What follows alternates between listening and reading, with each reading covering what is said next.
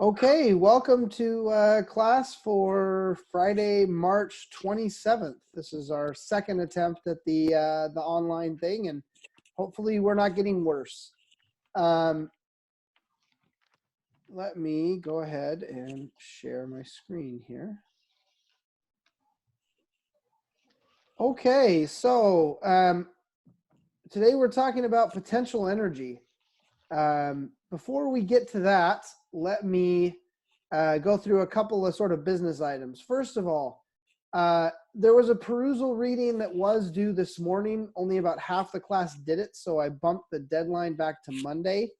I would like, if at all possible, for you to keep up with the perusal readings. In other words, keep those on schedule. Those really do help prepare you for classes. I understand we're all in sort of weird situations here, but if we can, I'd like to keep those on schedule. So go ahead and do the perusal reading if you didn't over the weekend, but yeah, from here on out, we're going to try to keep those on schedule. On the Wiley Plus homework, several of you sent me sort of comical, frustrating, terrible problems with that. I apologize. As I've stated many times, I really hate online homework. It emphasizes a lot of fiddly stuff that I wish we didn't have to deal with, like how do you put things in the proper notation so that the software thinks you got the right answer, even if your answer is already right. That being said, I'm still figuring out the grading on Wiley Plus. I don't even actually know how it does grading. As of right now, it's showing zeros for people who have even done some of the homework in the grade book. So we're still figuring that out. And I'm just going to have to ask you to be patient with me on that. Probably what I'm going to do is I'm going to basically make it so that, so for example, on this to chapter 7 problem set, the one to do with work and energy, it's technically out of 11 questions. I'll probably just reduce the denominator in those, right? So I'll make it out of 10 or 9, or I don't know what the number is. But basically what I'm doing is I'm giving you a couple of questions free. So, if there's something weird about the way it entered things, or, it just won't work for you. If it won't work for all the problems, then that's an issue we're going to have to address. If it's just one question or so each time through, then we'll just sort of chalk that up to those sort of extra points. But anyway, we'll get that sorted out. Next thing, there was a problem with the first recording. If you tried to watch that after the fact, you will notice that my video, when I was writing on paper, shows up as a tiny little postage stamp along with everybody else's happy, shining faces. I've fixed that, I think. I really hope. But I understand where that went wrong, and I think we've got that fixed now. So hopefully that'll be better moving forward. Okay, the video experiments. We'll talk a little bit about those today, but just a couple of points. One is you have data, so include graphs in your write-up. So I'll give you an example of that. The very first one, it asked you to look at, I need to switch. Okay. The very first one, here is the data file for that, right? So if you opened up, you downloaded it, you open it up in graphical analysis, you see something that looks like this, where you've got force and velocity. What we want to look at is the work kinetic energy, right? And so, so for right now, I'm just going to turn off velocity, and we can just look at force. Or we could just look at position. Maybe that's actually even better. Okay, so there's our position graph. What you'll notice is that basically this position is going up and down and up and down. This position is such that the way the cart's facing, this top value here is the furthest the cart is from where it started, right? The top of the ramp. And this is the closest to the top of the ramp. so you'll have to spend some time sort of orienting yourself, and that's why we have the videos, is hopefully they can help you do that a little bit. Now, the first question that I want you to address in your little write-up, which doesn't have to be terribly long, is to give me the spring constant for the data, or for this particular spring. So the way you would do that is you'd realize that spring constant is the force times, or the force of a spring is equal to the negative spring constant times the displacement, right? So if instead of doing position, I look at force, right? And instead of time, I do position, the spring constant should be the slope of this line, right? So if I come in here and I say, I want to apply a curve fit, I want to do a linear curve fit, and we get, voila, that my spring constant is 3.3 newtons per meter, right? And so then, you know, what you would do is you would take a snapshot of this thing and drop that into your lab write-up document, along with an explanation of why you did this and, you know, what it means. Doesn't have to be long, just a couple of sentences that say the spring constant is basically what gives you the slope of the line if you plot force with respect to position. And you know, I did that. I get, look, it's a beautiful line. All these data points just basically sit on top of it, on this top of this line, and I do the fit to it, and I get that my spring constant is 3.346 newtons per meter. Okay, so that's what I'm looking for. Now, of course, for that first experiment, I also wanted you to show me that the work kinetic energy theorem held between the highest point of the spring, right? Which, if I go back and plot this thing, let's look at, oh wait, I'm going to change this one to time, and I want to change this one to position. I want to get rid of that. Oh, I need to turn off force. Okay, so this is the lowest point, right? Because this position is distance down the ramp. And here's my highest point on the ramp. And so what you should be able to do is go in and use this data, right, to calculate the work done by the force being measured here. Which, be careful on that. The force being measured here is not the total force on the cart, because there's gravity and a normal force that we're not measuring, right? Those are not being applied on the force sensor. This is only measuring the force from the spring. So that'll give you one force that's doing work on the cart. Obviously, there'll be another force that's doing work on the cart, and that's gravity. And so what you'll want to do is show that if you take into account from here to there, the work being done by the spring and the work being done by gravity, that those two should add up to the change in kinetic energy. Also, I will say that if you have questions, you are more than welcome to submit your write-up and then email asking questions. I can take a look at it and respond to your questions, and then you can change it, right? So that should be workable.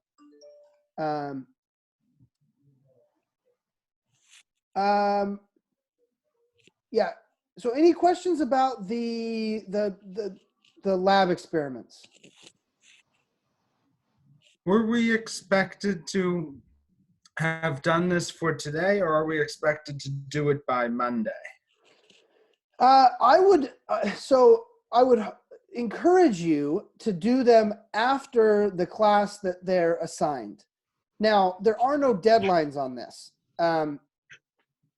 And we're going to have to figure out what that means in terms of when they get graded.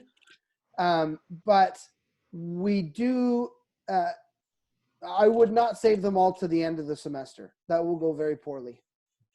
Because like I worked on this yesterday, I spent like 3 hours on it and did it completely wrong. So. Okay, well, I, So hopefully this will get easier as we figure out how to do this, right? What to expect, what we're looking my at. thought is like I'll do it after you explain it. Like you've explained it now, I'll redo that one, and I'll wait till your explanation of the next one on Monday to attempt it. Well, my hope is that I won't give an explanation like this on Oh, Monday. okay. So I'm hoping that the goal here is that you'll be able to approach them on your own a little bit, and we'll see if that works or not. Okay. Thanks. Any other questions about these? So we turn these in. We turn these in right with the Google Doc lab report. Yes. Yes. Oh, sorry. A couple other just very basic details about these. Please put your name and the type somewhere in the Google Doc. Obviously, you submit your name on the form, but if you add it at the top of the Google Doc as well, that just makes it easier from a grading standpoint. And the other thing is, we're going to have to, this just occurred to me, we're going to have to come up with some way for you to tell us that you're done with it. I don't know what that is yet. So we'll have to, I'll have to get back to you on that. But yeah, because obviously our poor grader can't grade all of these, the last week of the semester. So we'll have to figure that one out. Okay, there was a question on, sorry, any more questions on these?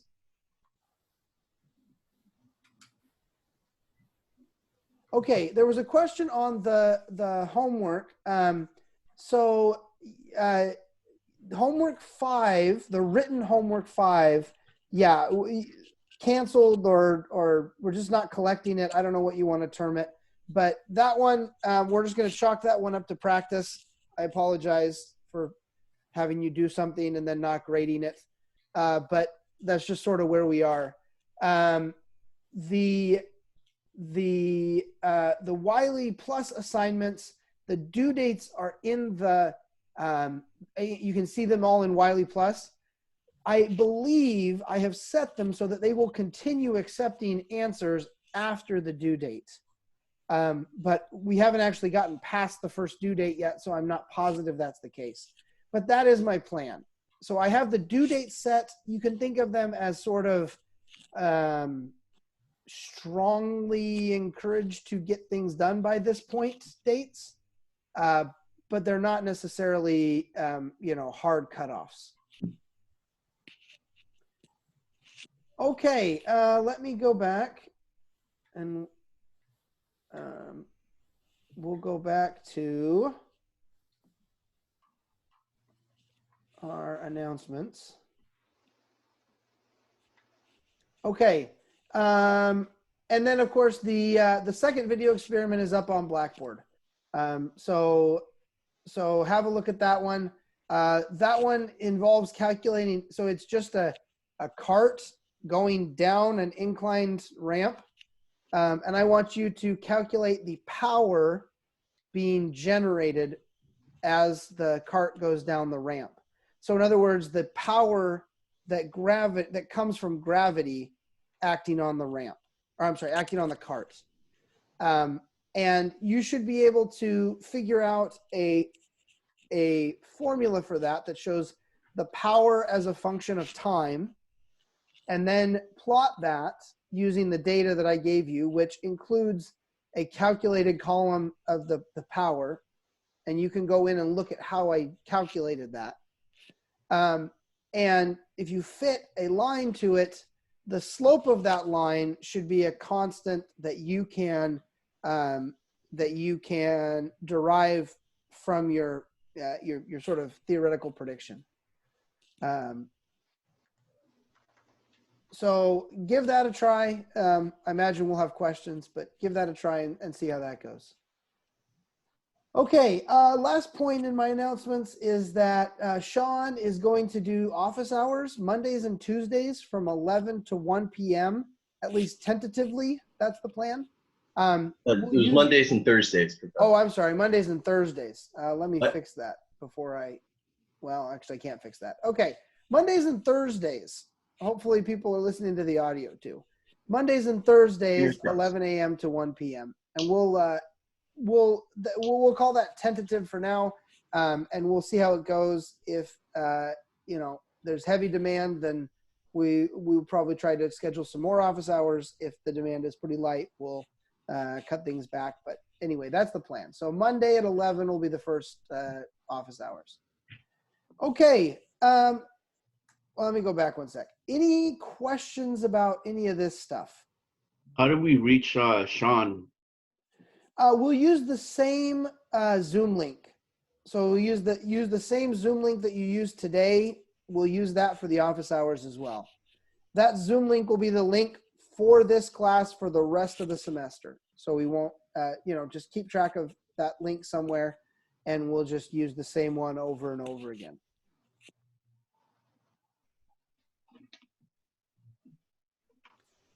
Okay, any other questions? Okay, let's get on to actual physics. So today we're talking about potential energy, and how do I make this thing go away? Okay, there. Nope, go away. Dang it, it came back. All right, there it goes. Okay, so here's your question to start off for today. You've got a pile driver, which is literally just a big, heavy object that's used to drive metal beams into the ground to support buildings. So all a pile driver is a motor that's used to raise a heavy mass and then let it drop onto the beam. So if you've got an initial height of h, right before the driver hits the beam, its kinetic energy is k. What will its kinetic energy be if it starts at a height of 4h? And let me go ahead and launch the poll. There you go.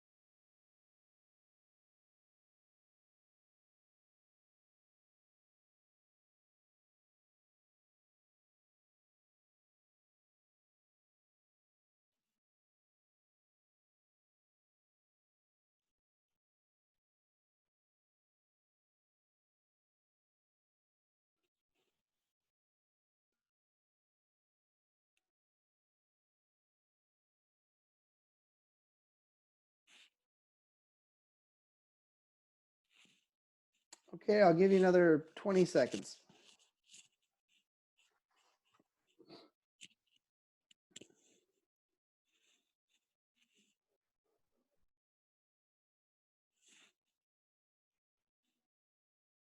All right, going once, twice.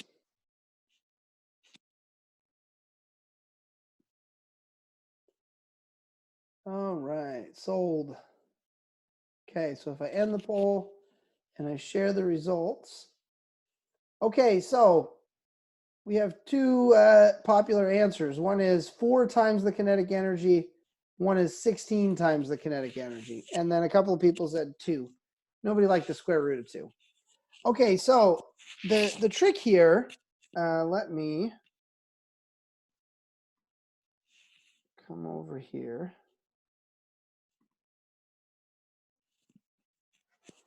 Okay, so the trick here is to remember that, hopefully from your reading, that what we have here is So let's imagine here's our pile driver, right? And it's at a mass, or it's at a height h above, whatever it's going to hit. Okay. And what we have here is a situation where we've got a conservation of energy, right? We could think of this in terms of work. How much work is available to be done by the pile driver, right? And another way to think of this is we could think of it as a conservation of energy problem, right? Up here, we have potential energy. Down here, we have kinetic energy. And so our potential energy up at the top is just the mass of the pile driver times gravitational acceleration times its height. And at the bottom, the kinetic energy is just 1/2 mv squared. So what we're asking is, if we increase this h, what happens to k?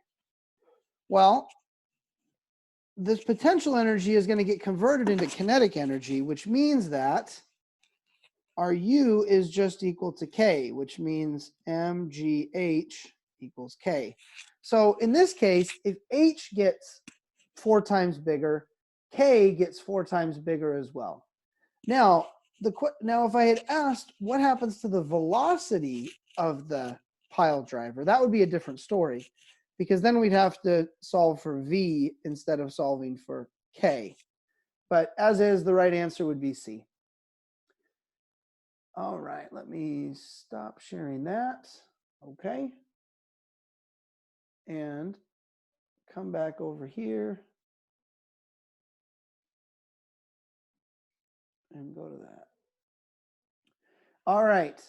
So here's a little more conceptual question I want you to think about.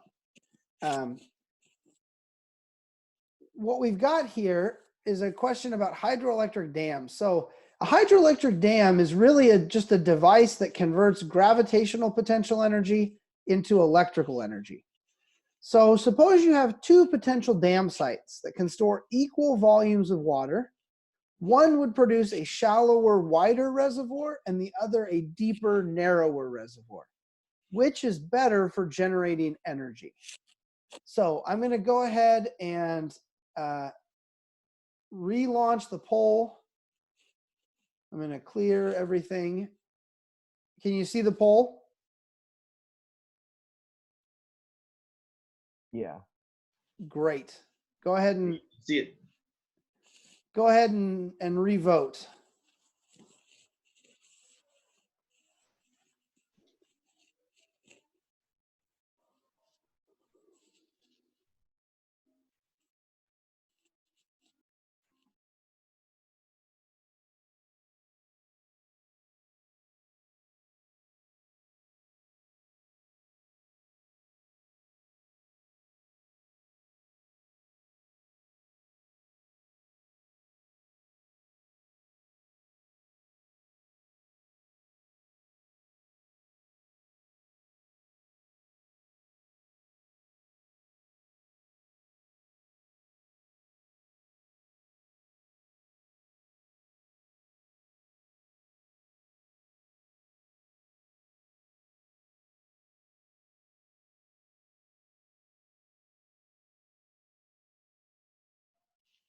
All right, I'll give you another 15 seconds on this.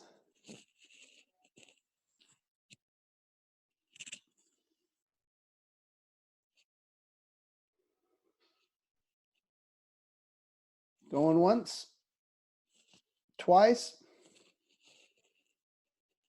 All right, sold.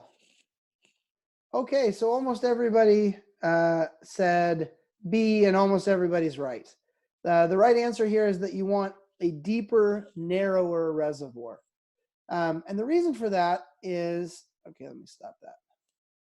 The reason for that is simply that the deeper the reservoir, right? The more the height changed from the top of the dam to the bottom of the dam, right? Or the top of the water to wherever the water comes out, right? Presumably the bottom of the dam. Means that you're going to increase the H, right? So if potential energy, gravitational potential energy, is just the mass times gravity times the height, right? Then having a deeper, narrower reservoir means that you have the same mass, right? Same volume of water, same mass of water. You have the same G, 9.8 doesn't change. But you're changing the height of the water, right? You're storing more water higher up. More water higher up means more potential energy. So this is why, for example, Shasta Dam is a fantastic, or Oroville Dam are fantastic dams in terms of generating energy, because they have huge volumes of water, but they also have very steep terrain around them, so you can do really deep, tall dams, right? Deep reservoirs, tall dams. From an energy generation standpoint, other potential reservoir sites aren't nearly as good because they produce really wide, shallow reservoirs. There are other reasons for that. Obviously, if you do a wide, shallow reservoir, it takes up a bigger amount of area on the land too, which then you can't use for other things. But yeah, if you're from simply an energy generation standpoint, yeah, a deep, narrow reservoir is better. Okay, so actually, let's not get to that one quite yet. Let me come back over here and just talk briefly about potential energy. So potential energy is really just a bookkeeping trick. What we're saying is that what we learned earlier is that work leads to a change in kinetic energy, right? That's the work kinetic energy theorem. And if you remember, we actually derived that from Newton's second law. We took Newton's second law and we did some fancy math, right? And we showed that work, the integral of force over distance, the integral of the dot product of force over distance is equal to a change in the kinetic energy. Ooh, excuse me. And so what this means is that we get work and kinetic energy related to each other, okay? What we can do here is we can realize something interesting. If we move work over to the other side of the equation, we get something interesting, and that's simply that 0 is your change in kinetic energy minus your work, okay? Or in other words, if I expand this out, your initial kinetic or your final kinetic energy minus your initial kinetic energy minus your work is 0. And we can rearrange this even further. Let's move that initial kinetic energy to the other side. So our initial kinetic energy is just equal to our final kinetic energy minus our work, right? So let's see if this makes sense. If I think about an object sliding on a table, right? So I've got just an object and we're just going to slide it across the table, right? It's eventually going to stop. It's going to stop because of friction, which means that we're going to have negative work, right?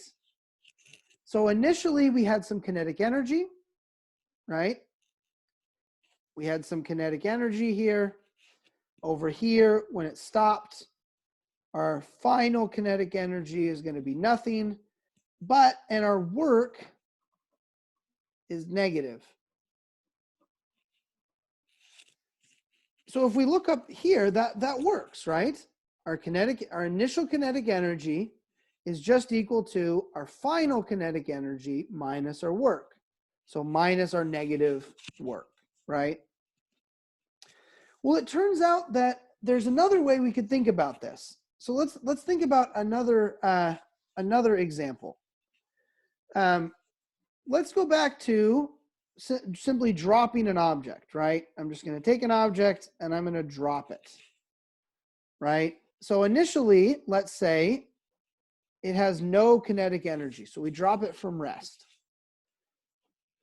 At some later point, it's going to have some final kinetic energy, right? So this is going to be some positive number. And if we think about the work done on it, right? The work done on it here is positive, right? Because the force of gravity is downward, the motion is downward, the displacement is downward. So what we have here is positive work. And if we write out that same statement we had before, we have initial kinetic energy equals final kinetic energy minus work, right? All that simply is going to turn into is that 0 equals some number minus an equal number, right? Okay, so here's what we want to do. Instead of thinking about work, we're going to think about something else that we're going to call potential energy. And we're just going to define it like this, that work, or that potential energy, well, work is just negative a change in potential energy, right? So negative our change in potential energy. So our final potential energy minus our initial potential energy. And we'll define what potential energy means here in a minute. But if we do that, if we put these together, what we're going to, and we rearrange things a little bit, we're going to end up with a statement that looks like this. Our initial kinetic energy plus our initial potential energy equals our final kinetic energy plus our final potential energy. This is what we call conservation of energy. This idea that for some forces and some interactions, right, in this class, our initial kinetic plus potential energy is going to be the same as our final kinetic plus potential energy.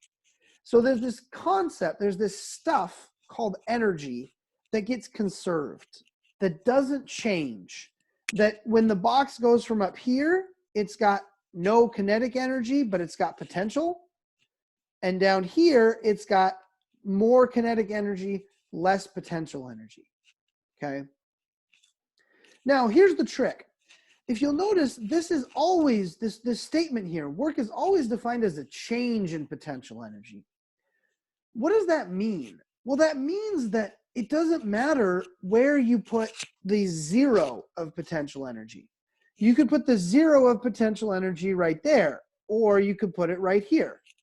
Either one work fine because it's the change that matters, right?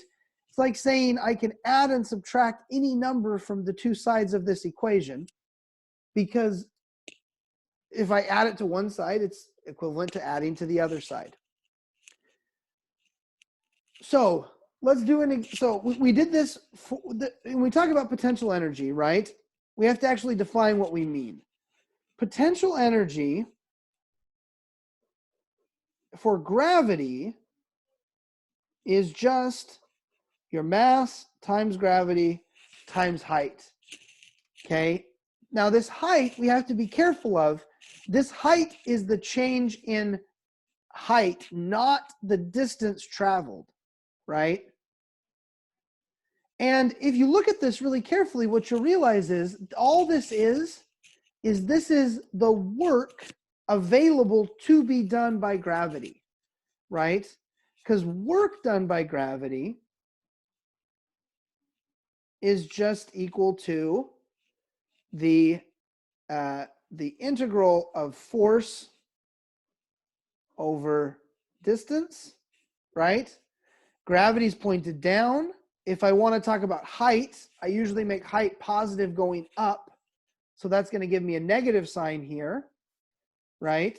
So I'm going to get negative mgh, right? Because the dot product means that all I care about is the component of the displacement in the direction of the force. In which this gets back to the way I wrote it up here, right? The work available to be done is just the change in potential energy. Other things can have potentials as well. The only other one we're going to talk about in this class is a spring, right? So we've learned that for a spring, the work a spring can do is, again, just the integral of the force over the displacement, right? And if we work this out, what we're going to get is -1/2 kx squared, which means that our gravitational potential energy, or our spring potential energy, is just going to be 1/2 kx squared. Where x here, let's be careful, x is the distance from the spring's equilibrium length. Okay, it's the amount you've stretched or compressed the spring. Now, in this class, we're going to assume that springs can do both. It turns out that real mechanical springs usually either stretch or compress. They don't often do both, but we're just going to assume they can because springs are magical things in 204A. They also don't have any mass, and they perfectly obey Hooke's law, which real springs don't. But we've got this setup here now where we've defined a potential energy for gravity and for a spring, okay? So let's come back over here and let's try an example.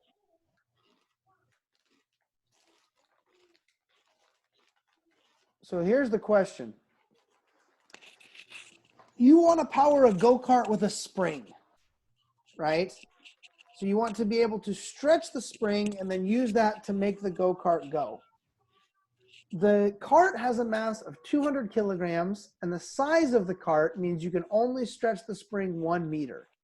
You want the cart to hit a top speed of 10 meters per second. We're going to ignore friction and drag and ask what spring constant would we need to get my spring to have in order to get this cart to 10 meters per second by stretching the spring 1 meter. Okay, I'll give you a minute to work on that, and then we'll talk about it together.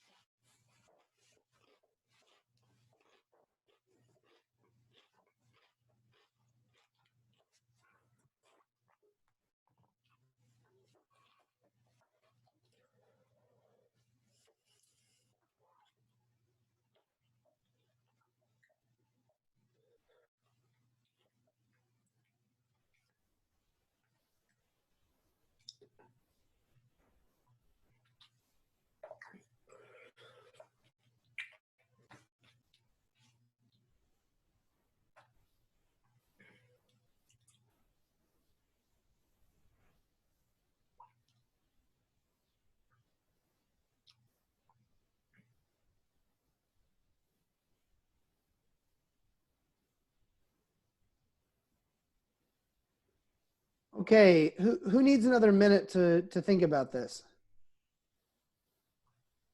Who's stuck? Little stuff. All right, we'll vote. Anybody want another minute? All Yes. right. Yes? Okay, I'll give you just another minute, and then we'll talk through it.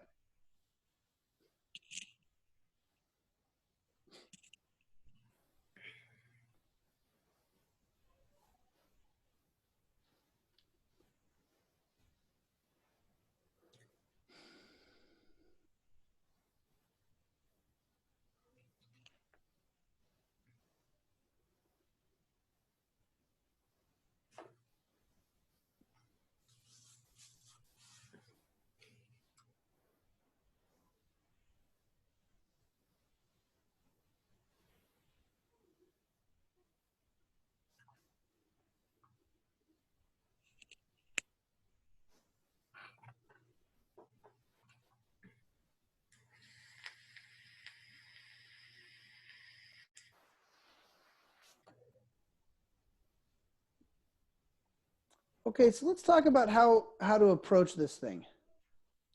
What we need to do, let me come back over to here. So what we need to do here is, it always helps to draw a picture, right? So what we have here is we've got a cart. And over here, it's at rest. And over here, we want it to be moving at some V final, right? We want that to be 10 meters per second. Okay, and we know that its initial velocity is 0 meters per second. Okay, we know one other thing, and that is that we can stretch the spring 1 meter, right? So let's call, I don't know, L the length of the spring, right? The distance the spring has been stretched. So we know that our initial spring length is 1 meter. And over here, right, our final that we want at the end, if we want all the energy to have gone into kinetic energy, we don't want to have the string stretched anymore. So we're going to have that unstretched at the end, right? Now, the interesting thing is we don't actually know what this distance is, right? It turns out it doesn't actually matter for this problem. It doesn't matter how far the cart traveled. All we have to worry about is how much the spring stretched. And this gets at one of the key advantages to thinking about things in terms of energy, okay, which I'll talk about here in just a minute. So all we have to do is put all the initials on one side and all the finals on the other, because conservation of energy says that my initial kinetic energy plus my initial potential energy is the same as my final kinetic energy plus my final potential energy, okay? So now I just fill in the details here. That's 1/2 mv initial squared plus 1/2 kx initial squared, or L. Sorry, I used L. And over here, I've got 1/2 mass times v final squared plus 1/2 k L final squared. Okay. Can you zoom in a little bit? Not easily. Let's see if I can work that out real quick. Hold on one sec.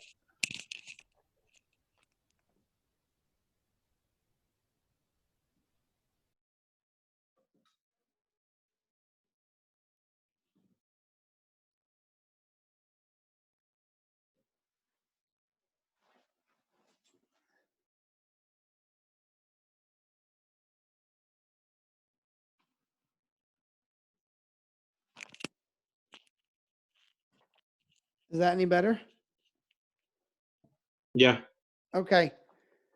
Thanks for letting me know, by the way. Just as a general note, if I'm doing something and you can't see it or it doesn't, make sense or whatever, please let me know. I have no idea if any of this is working. Okay, so what's that second term, the 1/2 LD? What's after that? this one? Yeah. Okay, let me rewrite that because it got a little messy. This is 1/2 times your spring constant times the initial length of the spring squared. Thank you. Okay, so this guy is 0, right? Because our initial velocity is 0. And this guy is 0 because our final length of the spring is 0. So we can just set these two things equal to each other. We're going to get 1/2 spring constant times the initial length of the spring squared is going to be the same as 1/2 the mass of the cart times the final velocity squared. Okay, we know the mass. I didn't write it down, but we know the mass. The mass is 200 kilograms for the cart.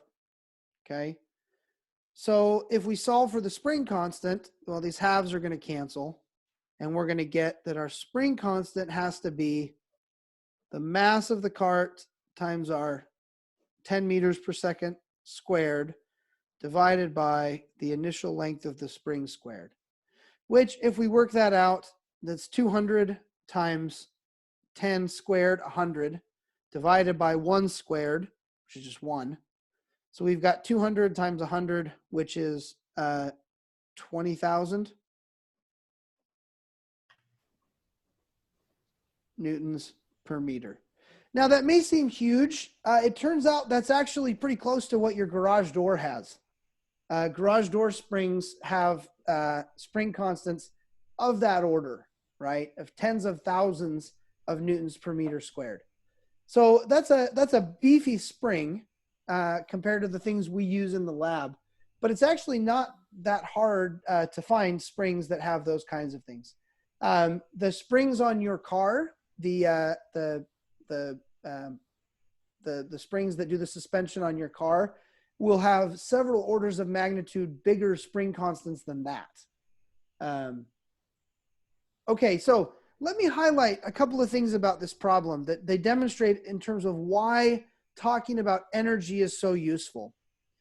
If we wanted to do this problem using Newton's second law, we'd have all kinds of a mess, because the force of this spring is going to be applied to something, right? I don't know, a belt or a pulley or something, a gear inside of this cart. That gear is going to be attached to a wheel. The wheel is going to cause friction, right? And we don't even know how far it's going to go, right? We don't know any of this, right? You can have all kinds of gear ratios and all sorts of things that will change this. So from a force standpoint, this problem is a mess. But from an energy standpoint, it's really easy, because all energy cares about is how much energy did you have here and what types? How much energy did you have here and what types? You don't have to worry about any of the complicated mess in the middle,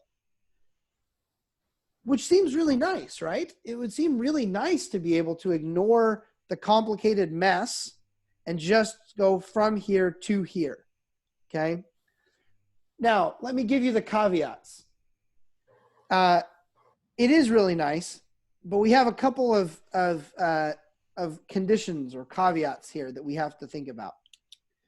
So one is that potential energy only works for certain types of forces, okay? Those are called conservative forces.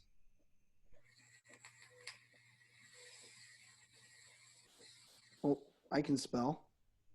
Conservative forces. Those are the only ones that we can do this for. Conservative forces, as you read in the text, have two requirements. One is that they're path independent. So what does that mean? What that means is it doesn't matter how you go from one point to another when you're talking about the force, right? So let me give you an example of a path-independent force. Gravity is a path-independent force. Gravity doesn't care how you go from one height to another. Your potential energy change will be the same. So if I wanted to figure out my potential energy change, if I went from Chico to Mount Shasta, I wouldn't have to figure out all the pieces in between. All I would have to do is figure out the height at Chico and the height at Mount Shasta, okay? That's not true for friction, right? Because friction is going to depend a lot on the path you take. So the work done by friction, we can't write as a conservative force. In other words, it doesn't have a potential energy associated with it, okay? the other point, and this is kind of related here about conservative forces, is that conservative forces are recoverable. Okay? What do I mean by that? I mean that if I take this pen and I lift it up towards the camera, right? And I let it go, I can get all of the energy that I put into lifting up the pen back when I let it go, right? That gravity will give me that energy back, okay? Now, there was another force involved here when I dropped the pen, right? That was not conservative, and that's the force from hitting the paper. That force was not conservative. And the way I know that is I can't get that energy back. When it hit the ground, the energy isn't now recoverable in any way, right? The energy is just gone. Now, is it really gone? No. When you take 204C or thermodynamics or whatever it is you engineers take, you will learn that there are other types of energy. So when I drop the pen and it hits the ground, you can probably hear the thunk, right? The fact that you can hear the thunk tells you that there was some energy lost, because sound is a form of energy. You could also have heat. You can also have, that's actually where most of the energy goes when I drop the pen. Most of the energy goes into heating up the paper and the pen. Not very much, but it actually can be measurable. Other places energy can go. Energy can go into things like heat or sound or light. So if we talk about, if we heat something up to the point where it starts to glow, that's a way of losing energy. Another one is chemical potential energy, right? In chemistry, you learn all the ways that chemical potential energy works. Chemical potential energy is another place that energy can go. So all of these things are ways that you don't conserve energy. But the conservative forces, in this course, that's gravity and springs, are path independent, and that energy is recoverable. If I put energy into a spring by stretching it, I can get all of that energy back out of the spring by letting it go back to its equilibrium length. Okay. Now, of course, real springs aren't actually perfect like that. Real springs will lose energy. But in this class, we're going to assume they are perfect, and we're just going to call them conservative forces. Okay. A more technical definition for a conservative force is that the force is equal to the negative gradient of the potential. Okay. Now, don't let this scare you. Gradient is just a type of vector derivative. You'll see it again when you take vector calculus. At least I really hope you see it again when you take vector calculus. Okay. What that means in one dimension is that the force is just equal to the negative derivative of the potential in the direction that you're taking the derivative. So let's make sure this works, right? If we're talking about gravity, our potential energy is mgh, right? H is our direction here. So we would take the derivative with respect to h. So we would say that the force due to gravity is just negative the derivative with respect to the direction we cared about of the potential in that direction, right? In the h hat direction. And if we work this whole thing out, what we're going to get is that the force due to gravity is just negative mg in the upward direction. which is exactly what we did the whole time. Okay. Okay. What this means is that we can easily go back and forth between potentials and forces if they are conservative forces. If they're path independent, if the energy is recoverable, we can easily go back and forth between them. Okay, so practically speaking, what does that mean? Well, practically speaking, what that means is that we can save ourselves a lot of headache by by working with energy if we're talking about conservative forces. So here's my example of a case where you're going to work with conservative forces. Okay. How many of you have seen these things? Know what these things are? You like put a baby in the seat, right? And then you put a baby in the seat. The baby's feet just barely touch the ground, right? Or touch the ground. And you hang it from like a door jamb, right? And then the baby can jump. Okay. So there we go. So you can see this piece right here that's covered in this black polka dotted part. That is a spring. It's covering a spring, right? So that you don't pinch your fingers. What that means here is that you've got a combination of energies that you can think about, right? You've got the kinetic energy of the kid sitting in this thing, moving up or down.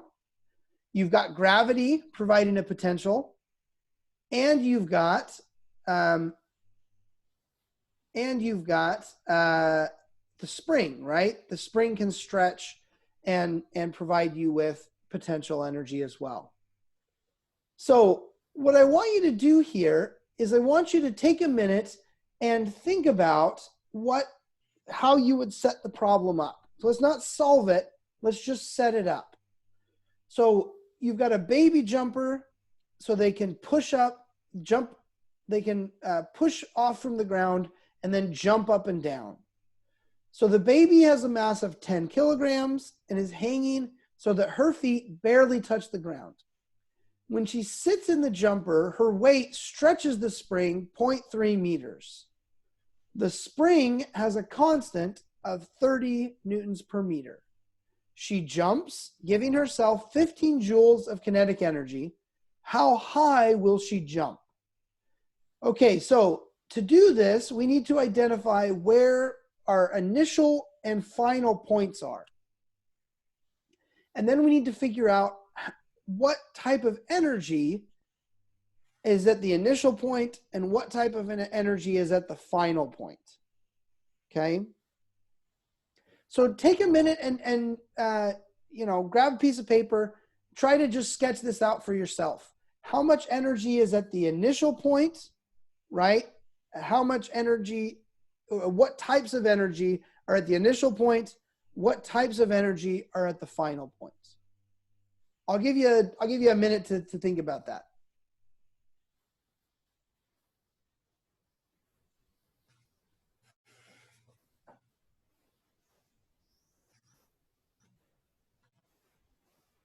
By the way, on an unrelated note, is the red pen easier to see or the black pen? Or are they both about the same? I think I'd have to see them compared next to each other. All right. We'll do a test.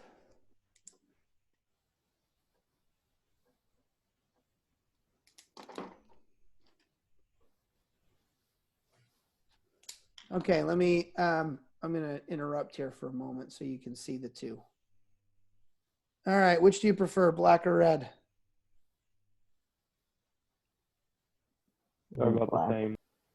Both the same? I prefer black. Black. All right, any votes for red? All right, we'll do black. Okay, sorry, let me get you back to what we're actually doing.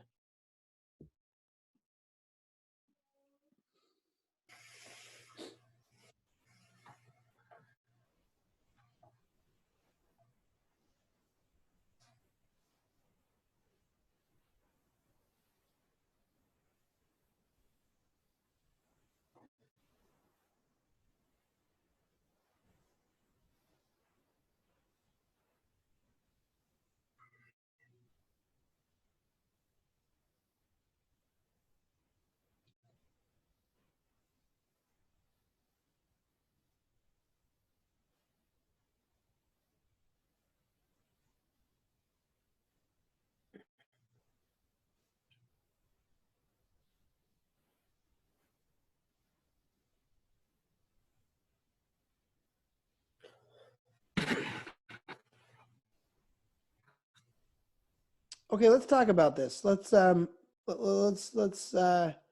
hopefully everybody's had a little bit of a chance to think about it and identify what kind of energies we want at both points.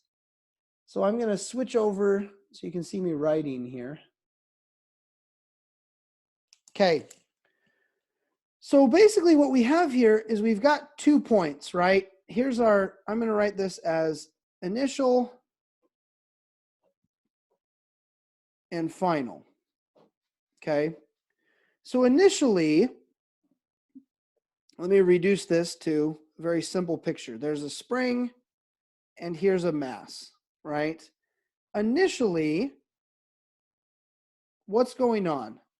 Well, you've got the baby jumping, right? So you have some kinetic energy, 15 joules of kinetic energy, right? The spring is stretched, right? We said her jumper stretches the spring 0.3 meters, or her weight stretches the spring 0.3 meters. So we have some initial spring kinetic energy or potential energy. We don't know what it is yet, but we'll think about that in a sec. Okay. And we probably have some gravitational potential energy here. We'll talk about how much we have in a second, but gravity is definitely involved. Okay, our final thing, the spring is not stretched as much, and we're up here. Okay, so our height has changed. So let's draw that in. This difference here is, we're going to call that our height, the height of the jump. Okay. Okay, so up here at the final, what do we have? Well, what's our final kinetic energy? If we want to know how high the jump is, right, the highest point, we want to know what her height is when the kinetic energy is 0, right?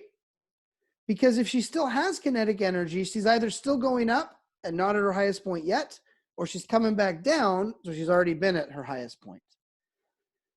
We still have some spring potential energy, right? We don't know what, but we still have some, because probably we didn't get perfectly back to the equilibrium length of the spring. And we probably have some gravitational potential energy too. Okay, so let's talk about the spring numbers. Okay, we actually can figure out how much spring potential energy she had, because we know that this length, right, which I'm going to write as L, was 0.3 meters, right? That initially the spring was stretched 0.3 meters. And we also know what the spring constant is. I'm going to write that over here. Our spring constant is 30 newtons per meter, right? And while we're writing things, I'll also write that the mass of the baby is 10 kilograms.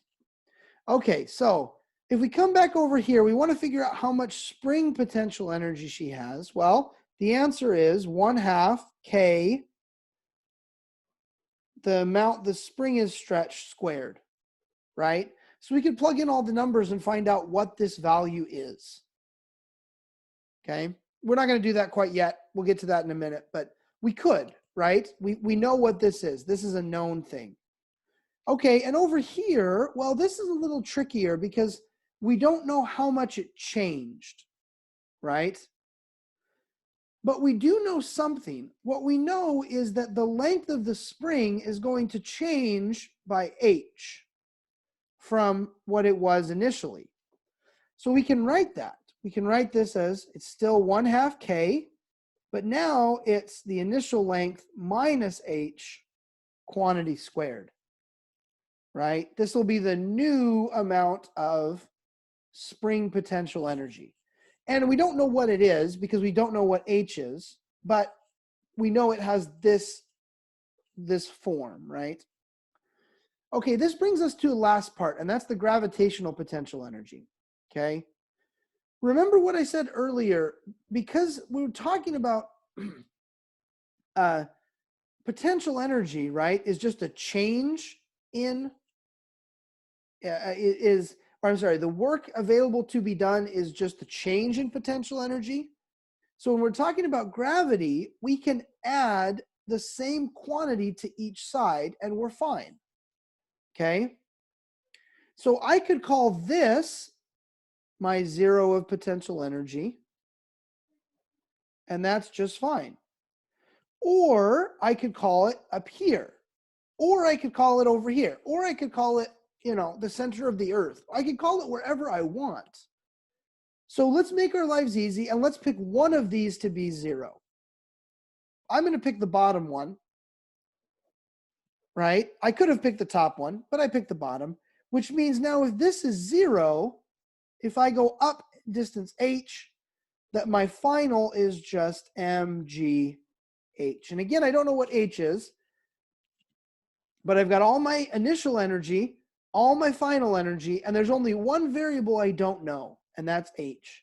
I know everything else here. So let's write it all out. My initial energies all go on one side.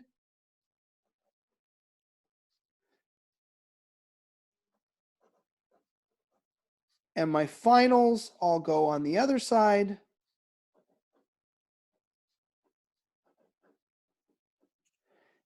And if I fill in the values, right, this is just my initial kinetic energy.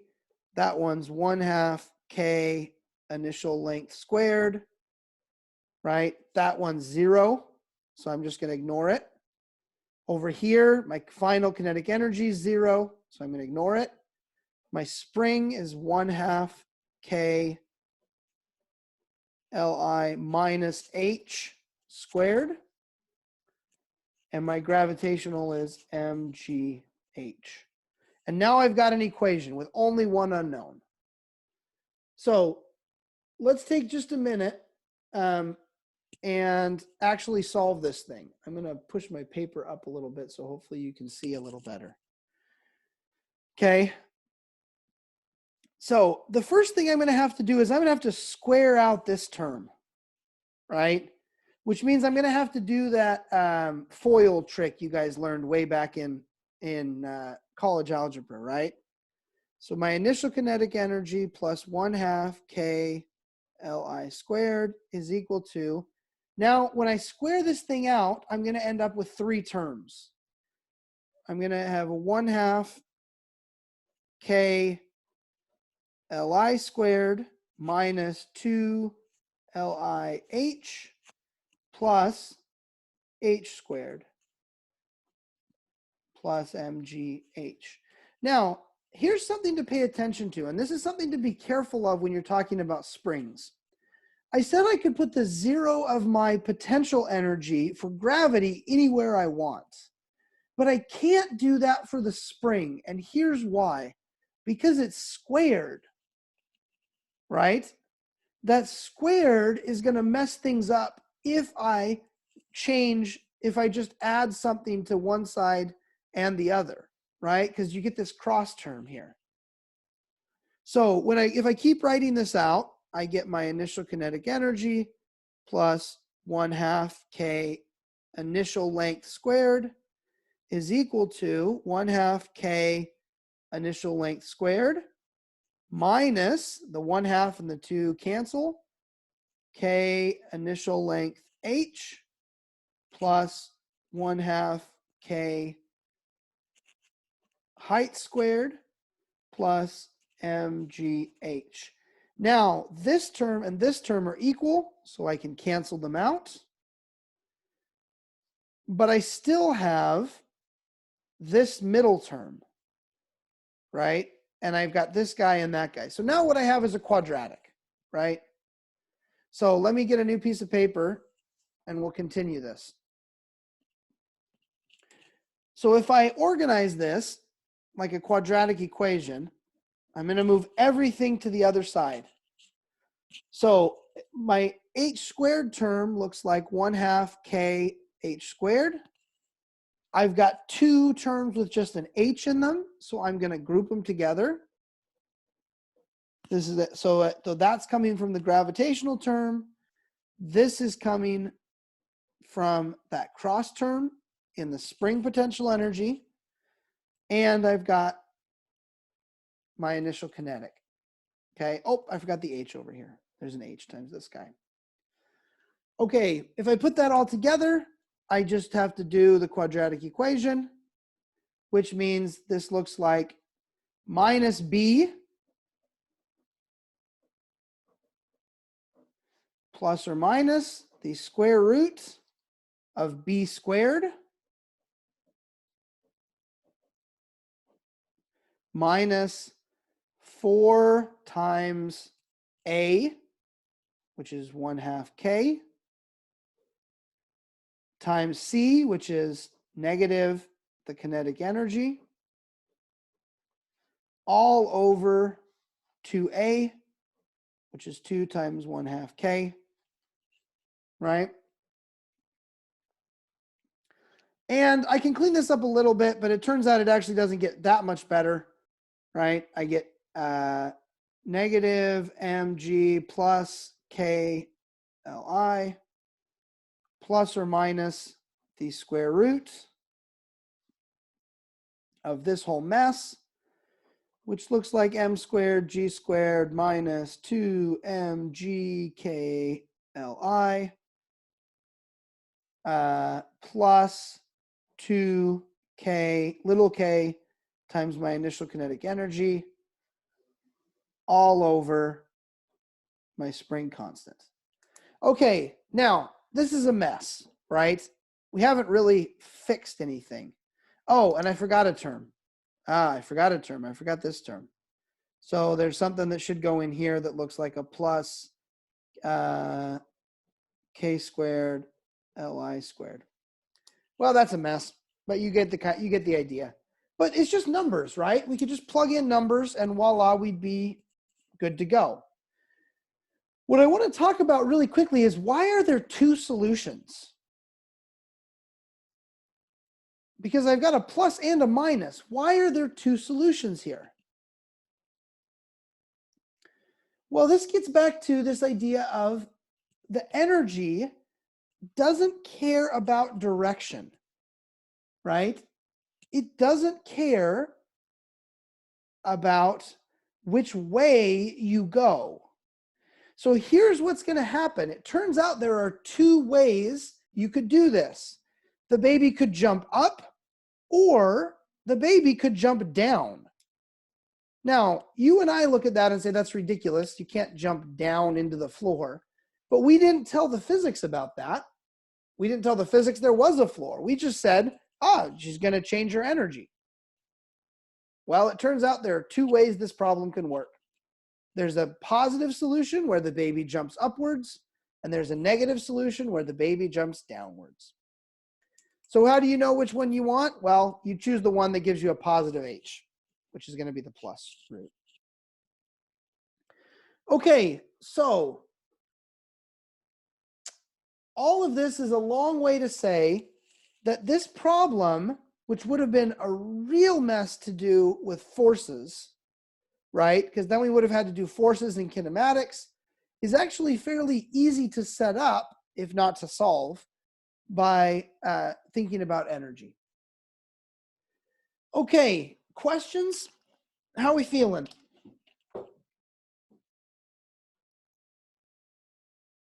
Completely fried? A little bit.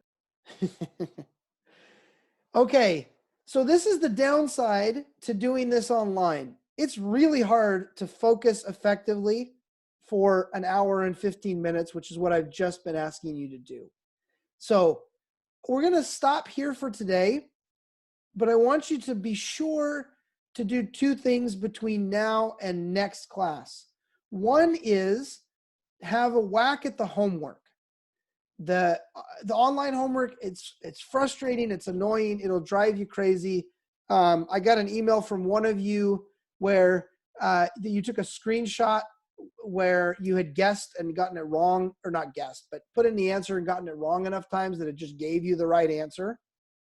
And your answer was visually identical to the answer that it said was wrong, was visually identical to the one it said was right. I still don't know why that happened, by the way, if that was you. I don't know. It's weird. But it is good practice. It's good practice. And particularly, in this case, the adaptive practice, that'll be good to review these concepts of potential energy. So that'll be the chapter 8 adaptive practice. The other thing to have a look at is to have a look at the reading, the perusal reading. Okay, potential energy is a very useful concept, and we will come back to it many times. It may not be the easiest concept to grasp. So have a good extra read. Make sure you give those adaptive practice questions for chapter 8 a whack. And then let's come back and take another run at this on Monday. Okay, I'm going to stop the recording. Well, okay, let me open it up for questions. Anybody have any questions? When will the clicker question replacement, the conceptual thing, be up on Wiley? That is the so the adaptive practice is the clicker question replacement thing. Yeah. So can you When will not see that? Well, when I did the homework a day or two ago, has anyone else been able to see it? There's not one for chapter 7. Okay. Chapter 7 didn't have one because you guys already did a lot of the clicker questions for chapter 7. So I figured we'd just start that with chapter 8. So when will 8 be up? Or I hope it is currently up. oh, okay. If it's not, let me know. Shoot me an email and let me know. It's entirely possible it's not. This Wiley Plus thing, I mean, it's kind of like somebody like, okay, so I'll give you this example. I rented a trenching machine over spring break because I was putting in a sprinkler system in my front yard. And you go to the rental place and they hand you this machine, right? Anybody ever seen a trencher? Anybody know what this is? It looks like a small tank, right? I mean, it's got like this big like chainsaw looking thing out the front that'll dig through whatever, right? It's on treads. The thing weighs like, 2,000 pounds. I mean, it's a huge piece of equipment. You go to the rental place, you say you want a trencher, they get you all set up and they say, okay, you know how to run this? You're like, you point the thing at the ground? Like, oh yeah, you'll figure it out. Just bring it back. Right? So like, I feel like that's what's happened with Wiley Plus, right? I just sort of like, they handed me this big complicated machine that has like 800 moving parts. And I'm like, okay, sure, we'll give that a whack. So be patient with it. It will not destroy your grade. I will promise you that your Wiley Plus scores will not destroy your grade. Okay. If it's frustrating, if you can't figure it out, right? If it's giving you some grief about like the formatting of your answers, don't spend hours and hours trying to fight it. Just give up, right? Move on to the next question. I will make sure it does not destroy your grade at the end of the semester. Thank you. All right. Any other questions? Okay. I'm going to go ahead and stop the recording. I'll stick around for a few minutes here if you guys want to ask, individual questions. But thanks for hanging in there, and I'll see you guys on Monday.